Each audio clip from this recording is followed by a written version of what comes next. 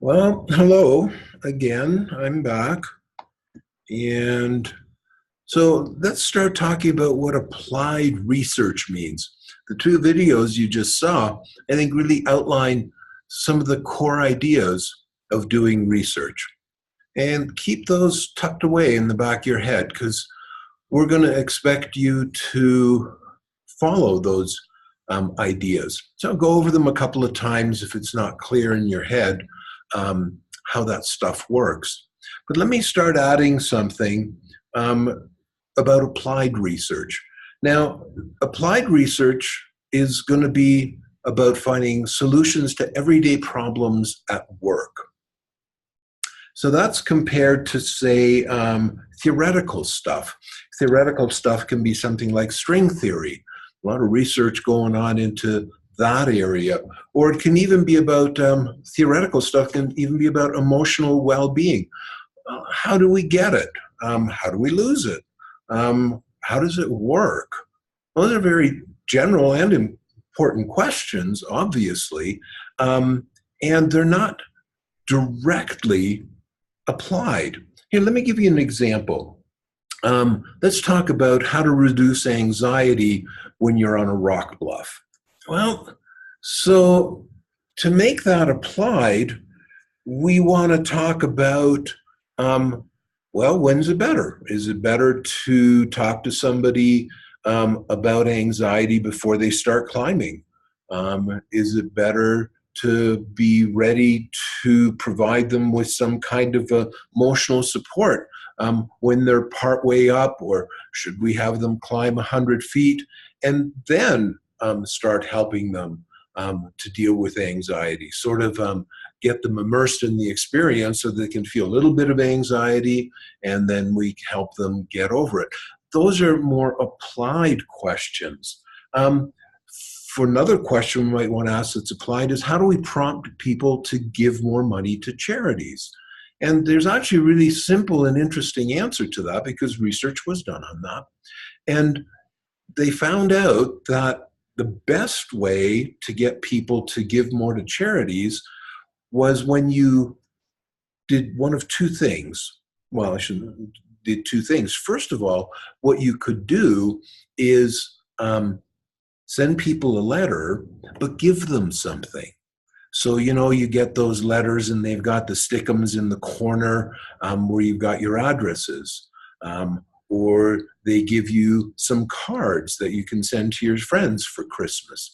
Well, when charities started doing that kind of thing, what they discovered is that the giving went from about 22% to actually around 67, 68% of the letters they send out.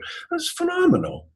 Now, what the driving forces behind that, what kind of affect or feelings do we have that cause us to make that choice, is a theoretical question. But the applied question is, what do we stick in the envelope?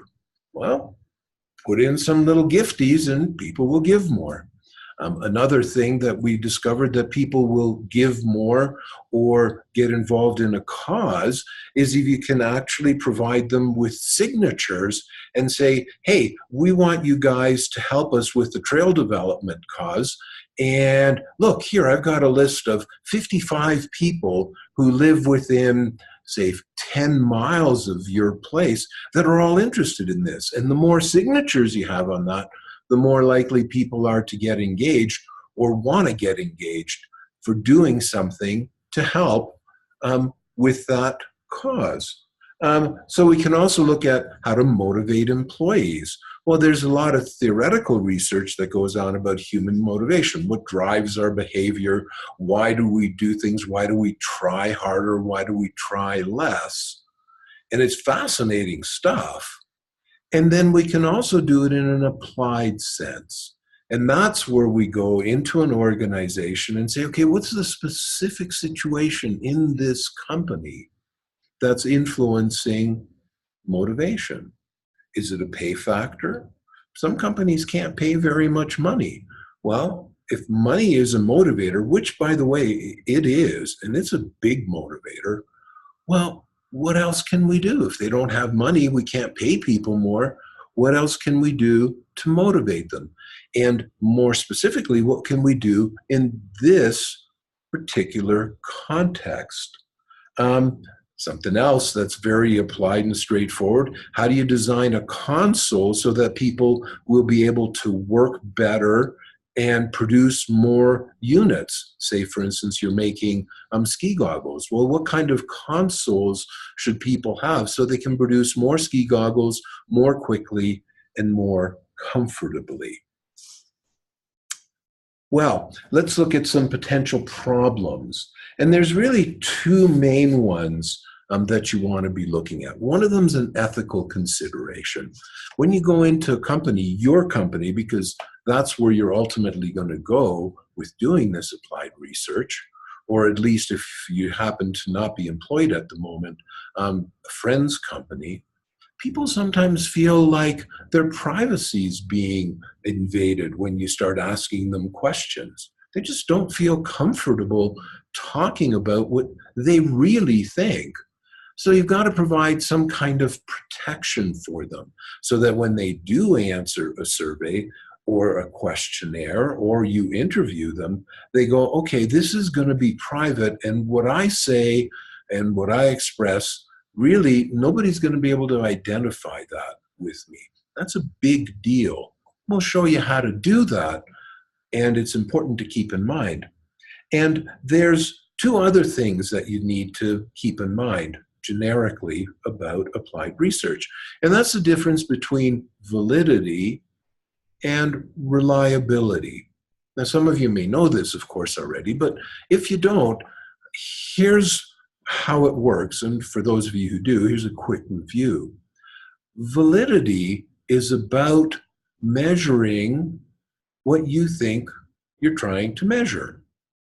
So in other words, whatever instrument you use, it actually measures what you're after and what you think is important to know.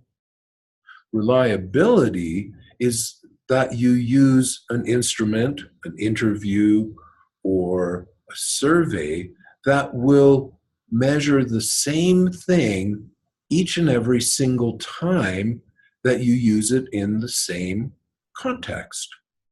So, for example, the MBTI, Myers-Briggs Type Indicator, which some of you guys might have been exposed to and might have done already, is one of those instruments that actually has very little validity and really poor reliability. Now, it has something you might want to call interocular validity. When you look at it, you go, oh, that's really cool. I can relate to that. In fact, though, it doesn't measure anything that relates to the human motivation and behavioral psyche.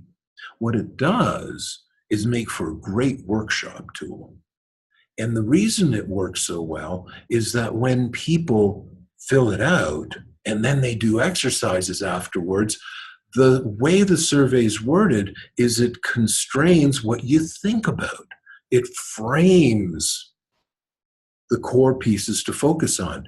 And so when we start to talk about it, we go, oh yeah, that relates to the things I talked about. What it doesn't do, though, is take into account a whole ton of other stuff that really matters. Now, here's the kicker. When you provide people retest, in other words, they use it and then they use it again in 6 months, or they use it in a different context, they don't get the same result.